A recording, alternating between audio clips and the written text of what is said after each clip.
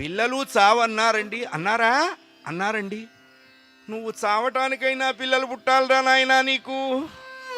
ఆ బ్యాచ్ కలియుగంలో కదా, మరి ఇంత బిఫోరా అన్నాడు దశరథుడు. కాదు కాదు నాయనా, వీళ్ళు ఒకందుకు పుడతారు, వాళ్ళు ఒకందుకు పుడతారు, నువ్వేం ఫీల్ అవ్వాక అని చెప్పి ఋష్యశృంగ మహర్షి చేత అశ్వమేధయాగం చేయించి పుత్రకామేష్టి చేయించాడు దశరథుడి చేత. యాగమంతా పూర్తి చేసిన దశరథుడు దక్షిణ ఇచ్చాడు బ్రాహ్మలకు. అది విశేషం. ఎలా ఇవ్వాలి? ఉన్నంతలో లోపం లేకుండా లోటు లేకుండా ఇవ్వాలి. 50 లక్షలు పెట్టి కళ్యాణ మండపం తీసుకుంటాం, 30 లక్షలు ఫోటోగ్రాఫర్లకి, ఈవెంట్ మేనేజర్లకి. పెళ్ళంతా వాళ్ళే జరుపుతారు.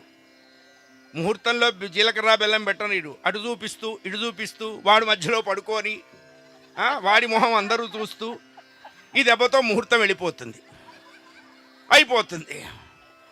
ఫోటోల కోసం పెళ్ళి 3 నెలలు కాగానే అమ్మాయి పుట్టింట్లో, అబ్బాయి వాళ్ళ ఇంట్లో. ఎందుకన్నారు? ముహూర్తం తప్పి పెళ్ళయింది, అందుకనే ముహూర్తము అన్నారు. ఆ సమయానికి అది అయిపోవాలి. కాకపోతే మళ్ళా ఫోటోగ్రాఫర్కి చెప్పాలి, నాయన నీకోసం మళ్ళా ఒకసారి వెనక్కి వస్తాము, ఇప్పుడు మాత్రం అడ్డం పడవాక. ఇచ్చే బ్రాహ్మడికి దక్షిణ వెంటనే ఇచ్చేయాలి, దాన్ని పోస్ట్ పోన్ చేయకూడదు. రేపు రండి, ఎల్లుండి రండి, మా పిల్లలు ఆ కేరళ దగ్గర ఊరు వెళ్తున్నారు, వెళ్ళొచ్చిన తర్వాత ఇస్తారు అంటే అప్పటి వరకు వీడి చేతులు కాల్చుకుంటూ ఉండాలే.